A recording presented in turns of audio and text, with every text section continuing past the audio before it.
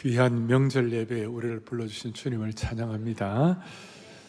오늘 제가 명절 선물을 좀 드리고 싶은데 뭘 드리면 좋겠나 생각하다가 사람마다, 목회자마다 본인이 이렇게 좀 중요하게 생각하는 메시지들이 있어요.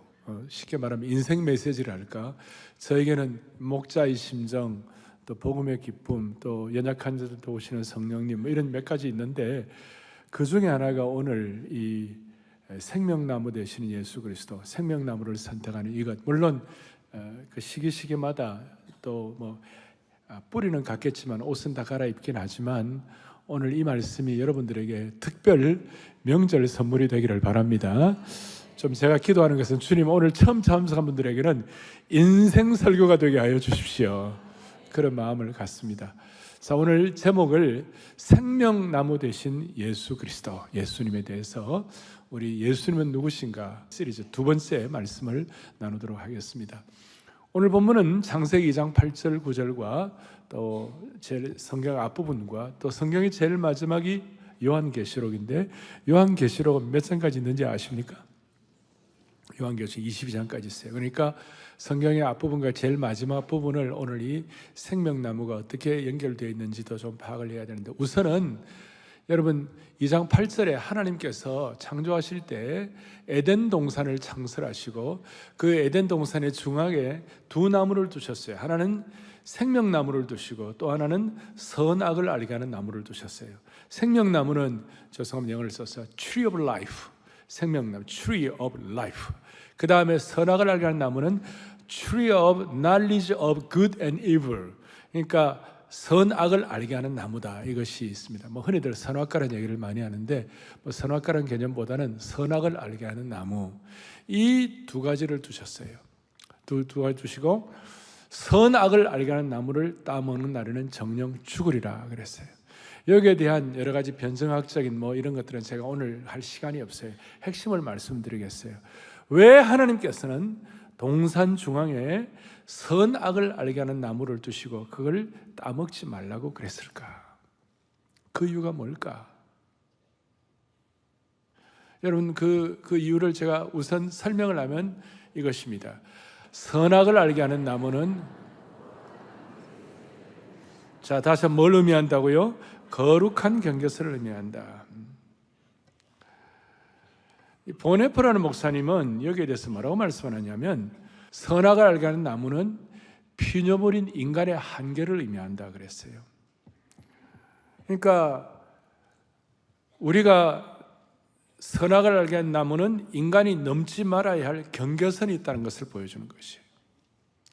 근데 아담과 하와가 하나님의 자리에 앉고 싶어가지고 그 욕망 때문에 선악을 알게 하는 나무 열매를 따먹고 범죄를 했다는, 불순종했다는 것입니다. 이게 왜 그런 증거를 제가 드렸냐면 창세기 3장 5절에 이런 말씀이 있어요. 같이 보겠습니다. 너희가 이것을 먹는 날에는 너희 눈이 밝아져 하나님과 같이 되어 선악을, 자, 이 말씀이 나와 있는데 전 어릴 때 성경을 쭉 읽는데, 아니 선악을 아는 게 그게 뭐가 나쁜가? 자, 이건 지금 그 사탄이 아담과 하와를 유혹하는 것인데, 너희가 선악을 알게 한 나무의 실과를 따먹는 날에는 하나님같이 되어가지고 선악을 알 줄 하나님이 아시겠다. 이게 무슨 뜻인가? 그러니까 인간이 하나님의 자리에 앉는다는 겁니다. 인간이, 하나님이 나를 통치하고 다스리고 하나님이 내 삶의 판단 주체가 되어야 되는데 인간 스스로 판단 주체가 된다는 거예요. 무슨 말이냐면 선악의 기준을 인간 스스로 판단하겠다는 것, 잘못이라는 것이에요. 그러니까 하나님이 정하신 선악 기준을 따르지 않겠다는 도전이요, 배신행위라는 것입니다. 그러니까 인간이 하나님의 자리에 앉아서 판단한다는 그런 뜻이에요. 그러니까 여러분, 그 나중에 창세기 5장에 보면 요셉이 형들에게 배신당하고 그 고통당하고 난 다음에 나중에 창세기 50장에 형들의 복수를 해야 되는데 요셉이 뭐라고 그러죠? 나는 그 자리에 있지 않겠다. 나는 형들을 판단하지 않겠다. 하나님께 맡기고 내가 두려워 말라. 내가 하나님을 대신하리이까. 그런 얘기를 하는 거예요. 요셉은 선악을 알게 한 나무의 실과를 따먹지 아니하고, 쉽게 말하면 생명의 역사를 선택하게 된 것이에요. 그래서 성경은 아담과 하와가 선악을 알게 하는 나무의 열매를 먹은 범죄 이후에 뭐라고 나와요? 이렇게 나와요. 3장 7절에 바로 이어서 다 같이요. 그들의 눈이 밝아졌다. 그들의 눈이 밝아져가지고 자기 스스로 선악을 판단하고 자기 스스로 판단의 주체가 되는 거예요.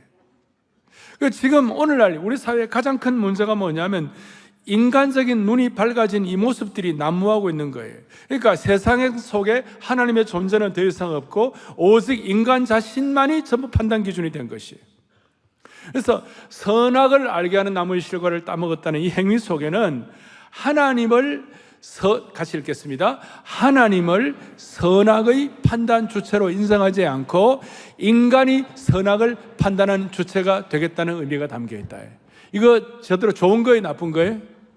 이건 아주 나쁜 거예요. 인간이 판단의 주체가 됨으로 말하면 이 세상의 모든 고통과 아픔과 상처와 수많은 죄악들이 들어오게 된 것이에요. 따라서 오늘 이 예배를 드리는 저와 여러분 마음속에 다짐하는 것이 뭐냐면 내가 내 삶의 판단 주체가 되지 말고 하나님께서 내 삶의 판단 주체가 되어 주십시오.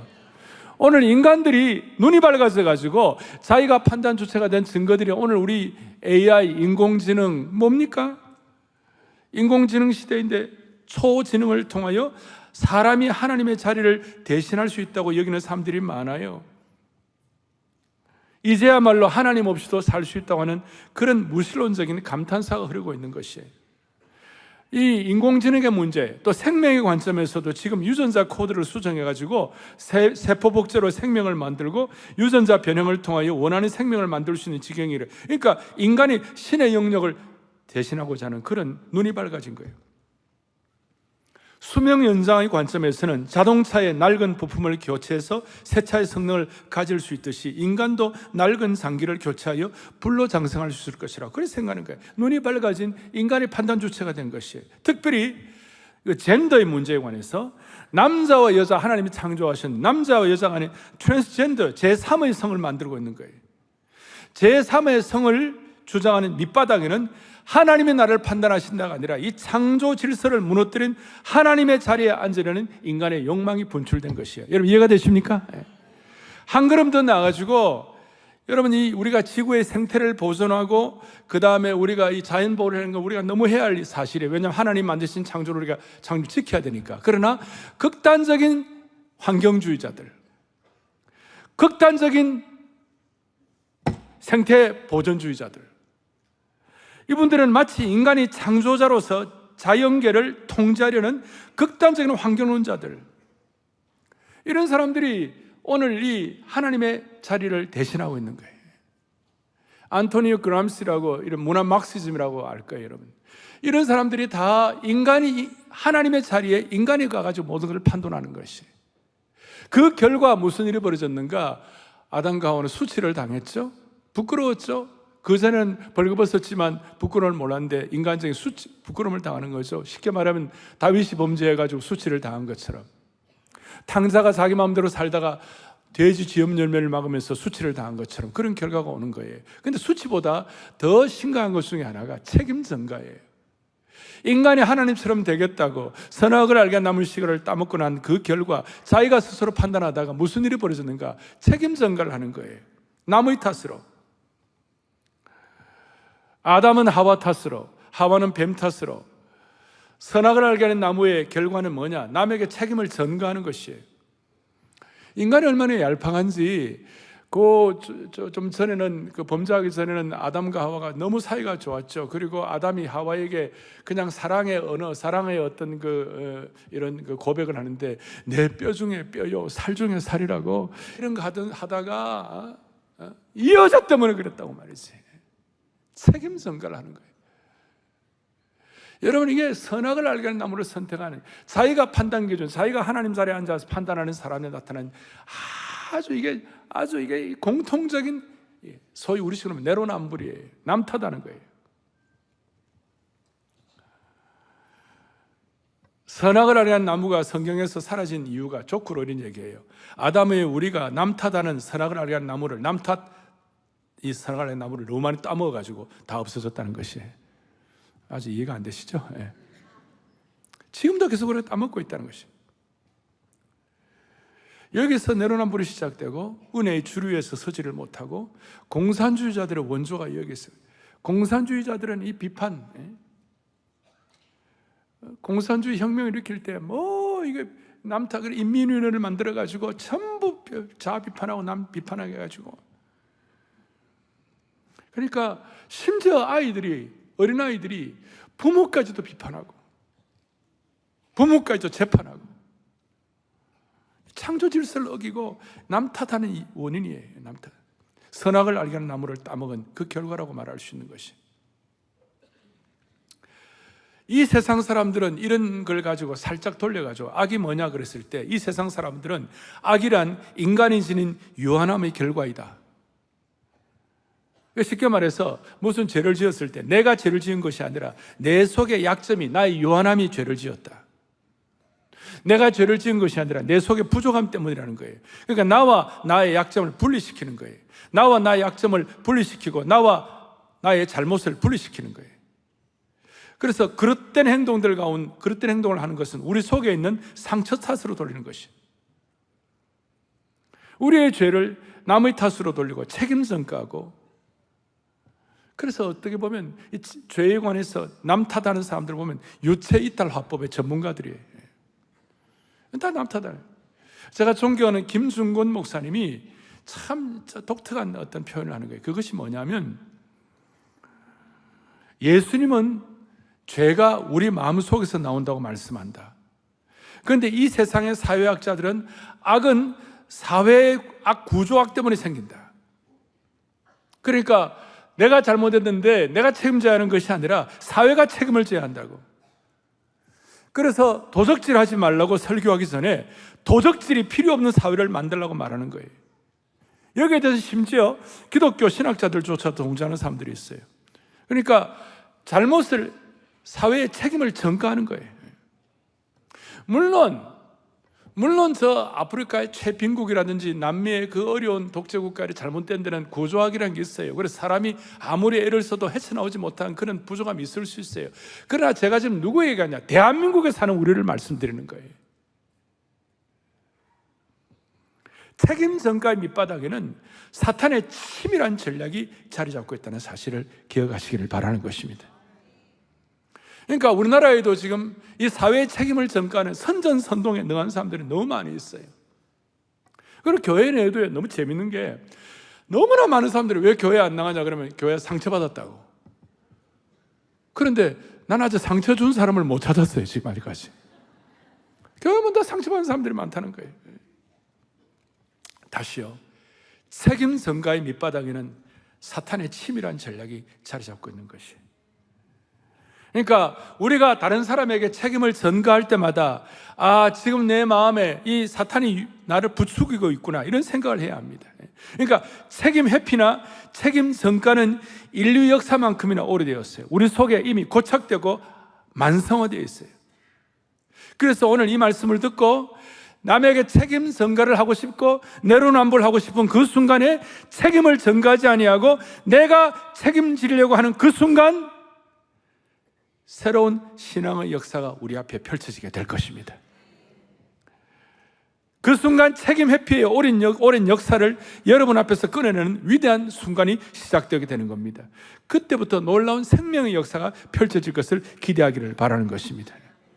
여러분, 내가 누구를 하나고 누구를 손가락질하고 누구를 막 하고 싶을 때 내 이 죄성 때문에 그렇고 이렇게 생각하면서 그 책임전가의 오랜 역사가 나한테서 끝장나는 그 순간 다시요, 놀라운 생명의 능력이 나에게 다가오는 줄 믿으셔야 되시는 것이. 그러니까 여러분, 잘 되는 집안과 잘 안 되는 집안 잘 알잖아요. 잘 되는 집안에 뭔가 이렇게 집안에 중요한 도자기를 깼다고 그랬을 때 너무 왜 조심스러우시 왜 깼느냐 그러고 막 사태질하고 서로 비난하고. 그러나 잘 되는 집은 어떻게 합니까? 아이고, 내가 거기에 두면 안 되는데 두지 못해 그랬다, 내 잘못이야. 어른도 잘못했다고. 아빠 내가 조심스러우면 내가 깨뜨렸다고. 서로가 할 때 이게 하나님 천국과 지옥의 차이가 되는 것이. 그래서 이 책임 전가하지 말고 남의 탓으로 돌지 말고 내로남불의 오래된 역사를 내 앞에서 끝낼 수 있도록 우리가 알아야 할 것이 있어요. 그것이 뭐냐? 생명나무 대신 예수 그리스도를 제대로 알기를 바라는 것입니다. 그래서 첫 번째, 제가 뭐라고 말씀드렸습니까? 선악을 알게 하는 나무는 거룩한 경계선을 의미한다. 내가 판단하는 것이 하나님 판단해야 되는데. 두 번째로는 생명나무 대신 예수 그리스도. 그렇다면 생명나무는 어떤 것인가? 생명나무는 선악을 알게 하는 나무에 정확하게 반대되는 개념이에요. 선악을 알게 하는 나무가 하나님 없이 하나님을 떠나서 하나님을 의지하지 않고 자신의 지혜와 지식으로 자기가 주인이 되어 사는 것을 상징한다면, 생명나무는, 다 같이요, 생명나무는 하나님을 경외하고 의지하고 순종하고 말씀을 따라 살고 내 판단이 아니라 주님의 판단이 중심이 되는 것이다. 이해가 됩니까? 예. 그래서 이 생명나무에 대해서 교부였던 어거스틴과 유케리우스 같은 교부는 생명나무는 예수 그리스도를 예표한다 그랬어요. 생명나무는 누구를 예표한다고요? 예수 그리스도를 예표한다.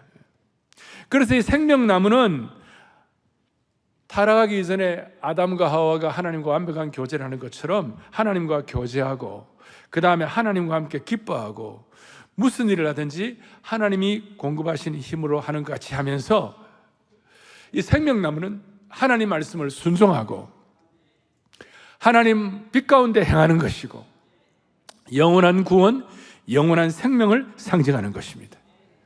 그리고 놀라운 것은 성경에 제일 앞부분 창세기 2장에서 이 생명나무의 문제가 나오고 그 다음 거기에 불순종의 역사가 나왔지만 나중에 성경의 제일 마지막 요한계시록 22장인데 요한계시록 22장 마지막에서 이 생명나무의 역사가 회복되는 것을 말씀하고 있는 것이에요.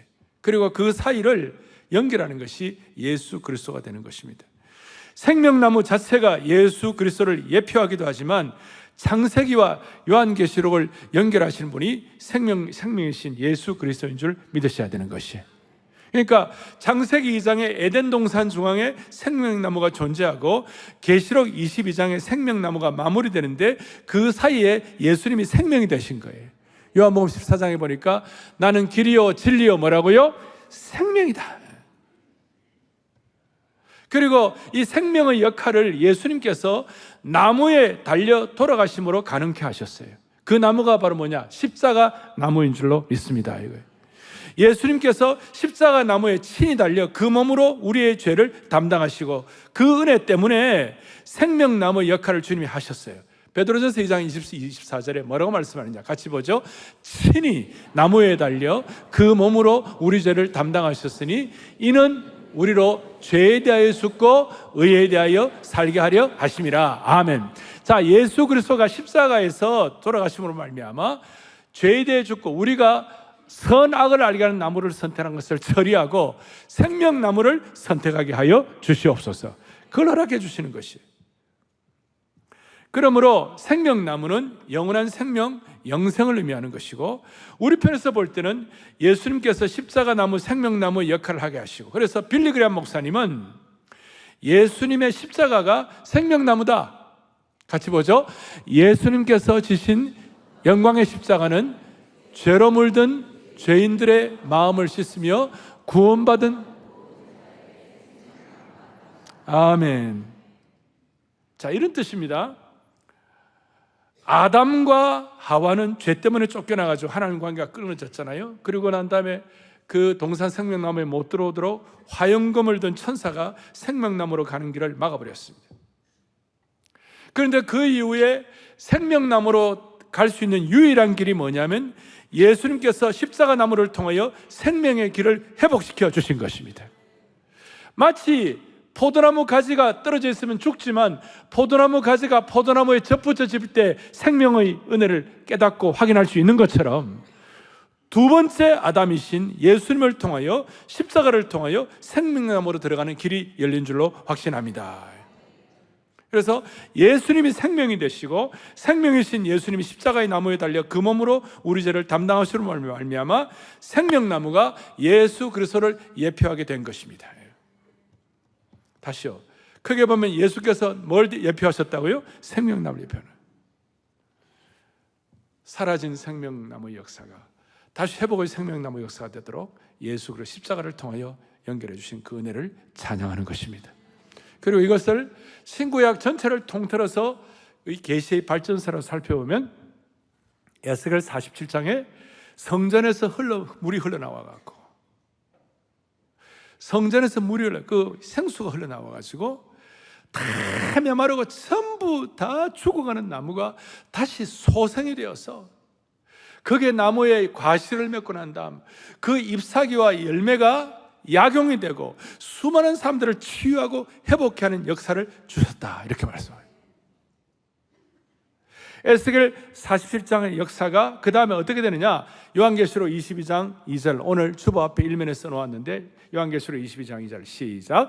강 좌우에 생명나무가 있어 12가지 열매를 맺되 달마다 그 열매를 맺고 그 나무 잎사귀들은 만국을 치료하기 위하여 있더라. 할렐루야.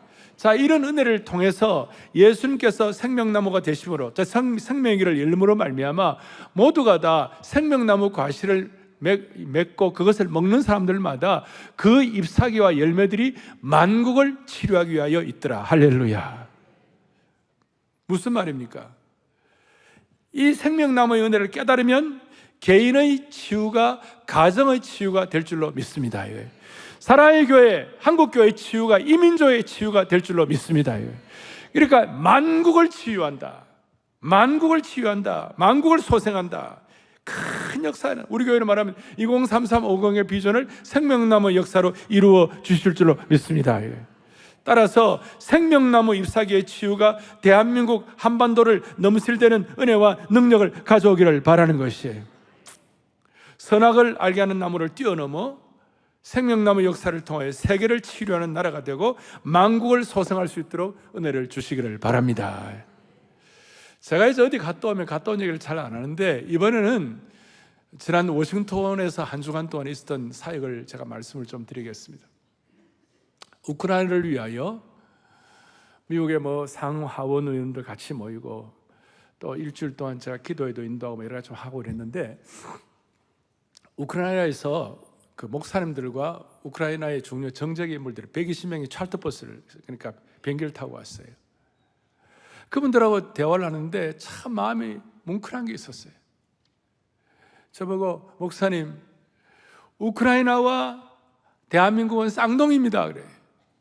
왜 쌍둥이입니까? 그러니까 대한민국도 어마어마하게 외부로부터 침략을 많이 받고 고생을 많이 한 것처럼 우크라이나도 지나간 수많은 천년의 시간 동안 러시아나 강국의 침략을 얼마나 많이 받았는지, 그리고 2차 세계대전 이후에 우크라이나에 지금 난민이 500만이에요.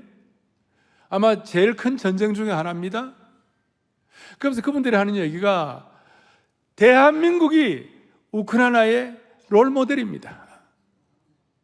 우리는 쌍둥이입니다. 대한민국 우크라이나의 롤모델인데 그 롤모델이라는 말은 대한민국의 반도체가 1위고 그 다음에 조선이 1위고 그 다음에 무슨 자동차 산업이 발달하고 그런 것들을 목표로 하는 것이 아니고 우리의 롤모델은 대한민국 교회의 영적인 능력입니다 그러는 거예요. 한국 교회가 강한 것처럼 우크라이나 교회가 강하게 하여 주십시오. 그리고 우크라이나 교회가 강하게 될 때에 우크라이나도 회복이 되고 재건될 줄로 믿습니다. 그래서 제가 그 말을 들을 때 무슨 말이에요? 유럽의 복음화는 우크라이나에서 시작이 되겠구나.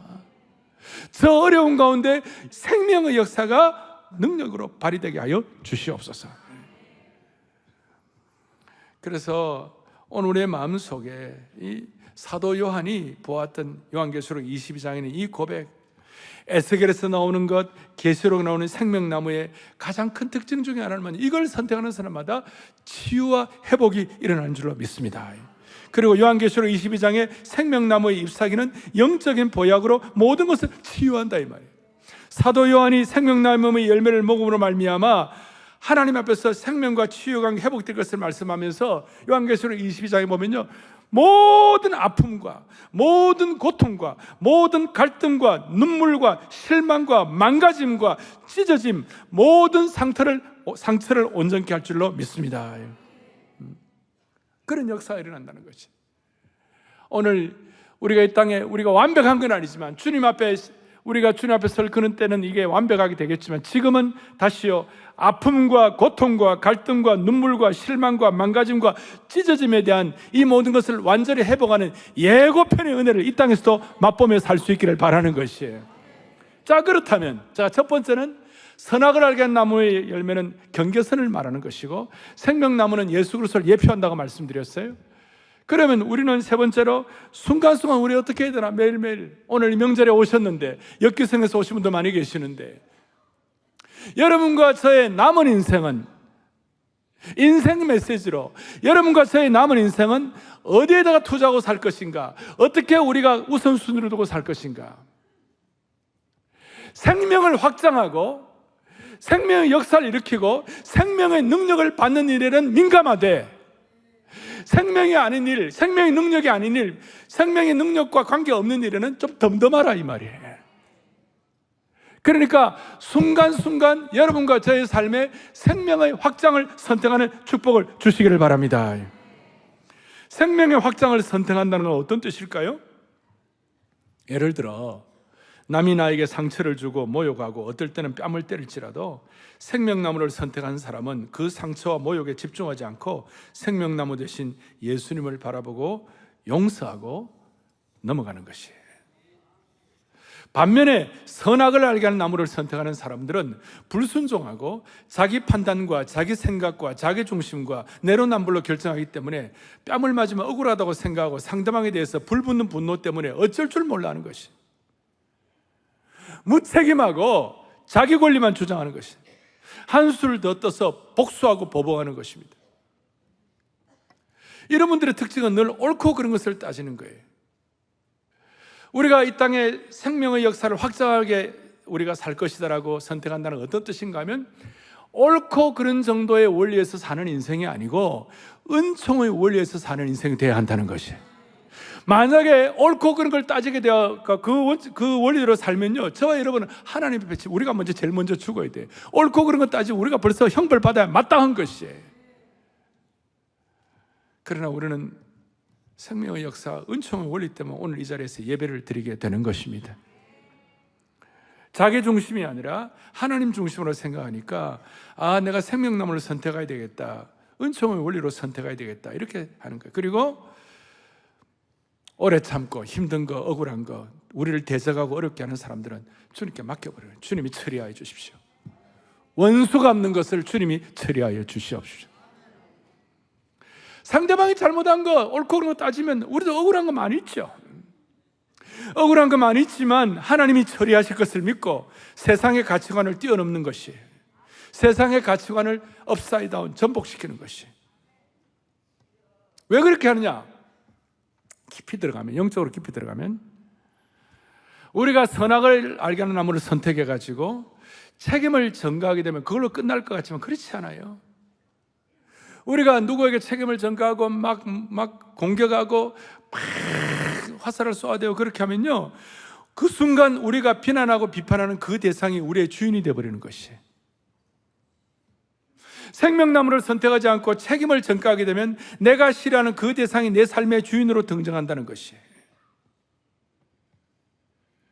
우리가 착각하고 있는 것이 있는데, 그것이 뭐냐면, 내가 누군가를 미워하고 복수하고 공격할 때에 내 마음이 시원해지고 그 사람의 복수하고 응징하고 있다고 내가 이제 막 좀 시원하다 이렇게 생각할지 모르죠. 실상은 그렇지 않아요.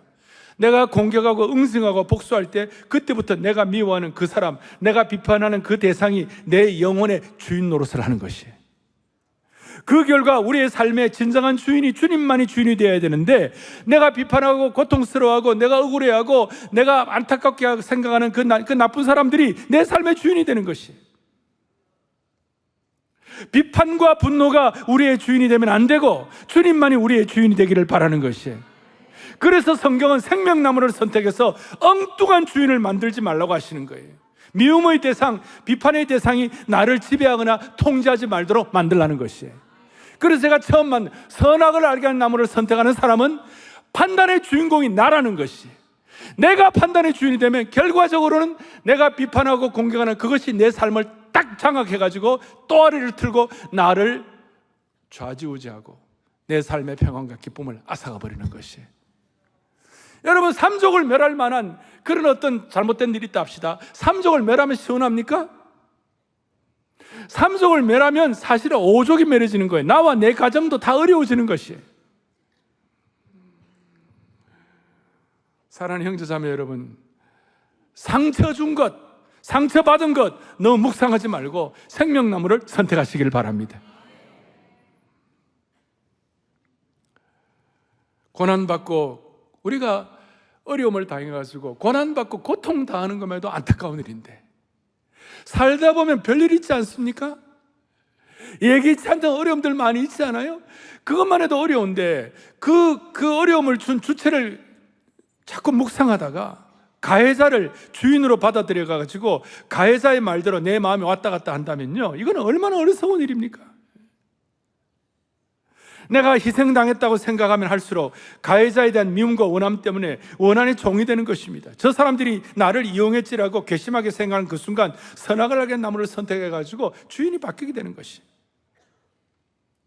더 깊이 들어가면 상대방의 비난이나 그들의 말에 따라 반응을 하다 보면 상대방에 의하여 조절되는 인생이 되는 것이.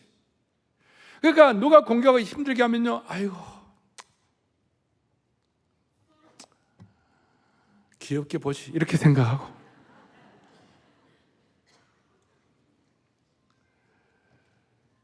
여러분, 보이지 않는 세계의 주인을 아무나 삼지 말고 생명나무 대신 예수님만 우리의 주인을 삼기를 바라는 것이, 이게 거룩한 비대칭 전략이에요. 살다 보면 별일이 있어요. Unexpected suffering, 예기치 않던 고통도 있어요. 그런데 생명나무를 선택하면 Unexpected blessing도 생기는 것이, 예기치 않던 축복도 주님이 허락해 주실 것입니다. 주님 때문에. 그래서 평생 나는 선악을 알게 하는 나무를 선택하지 아니하고 생명나무를 선택했다, 아예 결심하고 선포해 버리시기를 바랍니다. 그러려면 자연스럽게 나타나는 우리의 그 행동 원칙이 뭐냐? 생명을 확장하는 일에 내 인생을 투입하고 생명을 죽이는 일에는 내 인생을 쓰지 않는 것이에요. 자, 오늘 보십시다. 저는 오늘 여러분들이 이 명절에 우리 오늘 교우들 지방에 많이 갔습니다. 제가 보니까 어제 우리 토요비전 새벽 예배 우리 평소에 나오는 거 반도 못 나오셨어요. 오늘도 내가 주일 예배, 야, 평소보다 반이나 나올까? 이런 생각에 오늘도 많이 오셨네요. 웬일이세요 다들? 여러분, 예수 믿지 않는 사람들이 보면요, 이거 옳고 그런 거 따지고 세상적으로 보면 이거 참 이상한 거예요. 명절날 몸을 단장하고 딱 준비해가지고 가족들과 함께 예배를 오고 와서 또 우리가 기도하고 찬양하고 봉사하고 헌신하고, 심지어 예수 믿지 않는 분들은 우리가 땀과 눈물과 노력의 정성의 결정체인 물질과 주님 앞에 드리고, 이걸 보면 예수 믿지 않는 분들이 이거 보면 뭐 이거 정신당한 일 아닌가? 그러나 우리는 이게 영적 세계에서 이것이 어마어마하게 영적 생명의 능력을 확장하는 것이에요. 그래서 우리가 이렇게 하는 거예요. 반대로 우리가 왜 중독에 대해서, 우리가 왜 남에게 막 함부로 사태질하지 아니하고, 우리가 왜 아내 위에 다른 여자에 관심을 기울이지 않고, 열받을 일이 수두룩하게 많은데 그렇게 하시는 이유가 뭐예요? 사회적 이슈에 너무 우리가 부안해동하진 이유가 뭐예요? 심지어 교회 일도 내 마음에 안 들어도 세상 방법으로 처리하지 아니하고 기도하고 참는 이유가 뭐예요? 그 이유는 보이지 않는 영적 세계의 생명의 능력이 왔다 갔다 하기 때문에 그런 거예요. 우리가 함부로 하지 않는 이유는 겉으로는 드러나지 않지만 보이지 않는 영적 세계의 생명의 능력을 죽이는 일에는 우리가 관심을 끊고 생명의 능력을 확장하는 일에 우리가 전력 투구할 수 있도록 은혜를 주시기를 바라는 것이에요. 여러분, 아무리 똑똑해도 선악을 알게 하는 나무를 선택하면 결과는 죽음이에요. 부족해도 생명나무를 선택하면 결과는 영생이 되는 것입니다. 우리가 실제로 뭘 따지고 싸우는 그 순간 우리 안에 있는 생명의 영이 죽는 것입니다. 사람들에게 아무리 좋은 평가를 받아도, 아무리 신앙이 좋다는 말을 들어도, 도덕과 율법과 능력에 좋은 평가를 받는다 하더라도 선악을 알게 나무를 선택하면 결국은 죽음이에요. 하지만 생명나무를 선택하는 그 순간 거룩한 자유함과 영생을 갖게 되는 것입니다. 그래서 올 이 한 해 동안 여러분 생명나무에 이 강철 신발을 신고 수많은 가시밭길을 헤치고, 그리고 상처와 어려움의 강을 도와할 수 있도록 은혜 주시기를 바라는 것이. 그래서 여러분 앞으로 제가 인생 메시지라는 말씀을 그렇게 기도를 했습니다만은, 여러분 저도 앞으로 남은 인생 이게 내게 옳으냐 그르냐 그 정도가 아니고, 이게 남이 나를 얼마나 알아주느냐 안 알아주냐 그 정도도 아니고, 뭘 선택할 때 우리는 수많은 걸 선택해야 되잖아요. 너무나 많은 선택이 우리 앞에 놓여 있잖아요. 내 스타일이냐 아니냐 그것도 결정하고, 그것도 아니고, 내 호불호냐, 내게 이익이 없냐 이 정도도 아니고, 더 높이 올라가가지고 여기에 생명이 능력이 있느냐 없냐를 결정해야 되는 것이에요. 내가 높아지느냐 낮아지느냐 이게 아니에요. 내게 유익이 있느냐 없느냐 여기에 기준을 두지 말고 모든 판단 기준을 생명이냐 아니냐에 두고 결판을 내야 되는 것이에요. 제 얘기가 아니에요. 이스라엘 백성들에게 계속 강조한 거예요. 신명기 30장 19절을 보겠습니다. 다 같이 보죠. 내가 오늘 하늘과 땅을 너희에게 증거를 삼노라. 내가 생명과 사망과 복과 저주를 너희 앞에 두었은즉 너와 내 자손이 살기 위하여 생명을 택하라. 할렐루야. 우리 앞에는 생명과 사망의 길이 놓여 있어요. 우리 앞에는 복과 저주의 길이 우리 앞에 놓여 있어요. 우리가 살기 위하여 오늘 예배 참석한 모든 성도들은 생명을 선택하는 축복을 주시기를 바라는 거예요. 좀 더 구체적으로 생명나무를 선택하게 하여 주시옵시고, 생명의 확장을 위하여 우리가 선택해야만 할 것입니다. 그래서 여러분 생명과 관계없는 일에는 인생을 너무 낭비하지 마세요. 너무 낭비하지 마세요. 마지막으로 솔로몬이 잠언서를 쓸 때에, 솔로몬이 잘못한 것도 있지만 잠언서를 쓸 때는요 이 세상에서 최고로 지혜로운 사람이었어요. 그가 잠언 3장에서 뭐라고 말씀하느냐, 잠언 3장 18절 함께요. 지혜는 그 많은 생명나무라. 지혜를 가진 자는, 할렐루야. 쉽게 설명하면 생명나무를 선택한 사람이 최고 지혜롭다. 지혜롭다. 지혜롭다. 생명나무의 과실과 잎사귀를 우리가 사는 동안에 먹고 치유와 회복을 가지고 하나님께 영광 돌리시기를 원합니다. 오늘 명절이니까 한국식으로 설명하면 이 생명나무는 앞으로 생명나무를 선택하고 생명을 확장한 일에 여러분들이 집중을 할 때 이것이 여러분들의 삶의 영적인 마패가 될 것입니다. 마패 아십니까? MAPAE, 마패. 여러분, 마패를 가진 사람들은 여유가 있습니다. 변사또가 그 다음에 오늘 명절에 이런 얘기 했겠죠. 변사또가 장모 월매가 이몽룡이를 아무리 핍박하고 난리를 쳐도 이몽룡 끄떡도 안 해요. 왜 그렇습니까? 허리에 마패가 있기 때문에. 여러분 좀 어려운 일들이 많이 일어납니다.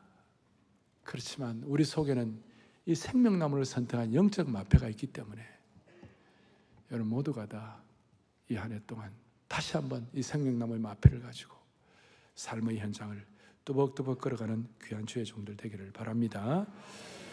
나의 믿으신 여호와여, 내가 주님을 사랑합니다. 나의 하나님 생명의 멸류관으로 내게 씌워주옵소서. 우리 그런 고백을 하고 말씀을 마무리합시다. 어떤 형편에서도 생명을 선택하는 주의 종들 되기를 바랍니다. 가슴에 손을 얹겠습니다. 간절한 마음으로 한번 기도하겠습니다. 자비로우신 하나님 아버지, 우리의 생명 되시는 하나님 아버지, 첫사람 아담으로부터 시작된 만성화된 사탄의 책임선과 습관을 이제 둘째 아담 되시는 예수님의 이름으로 끊어내게 하여 주시옵소서. 내로남불의 이민족의 역사를 끊어내고 친히 십자가를 지시어 생명나무 되신 예수님을 믿는 이민족이 되게 하여 주십시오. 그리하여 날마다 하나님을 경외하고 의지하고 순종하는 생명나무를 선택하며 살게 하여 주시기를 원하옵나이다. 생명나무 역사를 통하여 우크라이나의 상처와 세계 곳곳의 상처도 치유하여 주시옵소서. 복수하고 응징하려는 불붙는 분노에서 자유케 하여 주시옵시고, 용서하는 생명나무를 선택함으로 말미암아 비판과 책임 전가가 내 인생의 주인 노릇하는 저주받는 삶을 다 처리하게 하여 주옵소서. 순간순간 용서하는 생명나무의 영적 마패를 우리 모두가 다 지니고 평생 생명의 무한한 역사를 경험하게 하여 주시옵소서. 생명나무의 역사로 만국을 치료하시는 예수 그리스도 이름 받들어 간절히 기도 올리옵나이다. 아멘.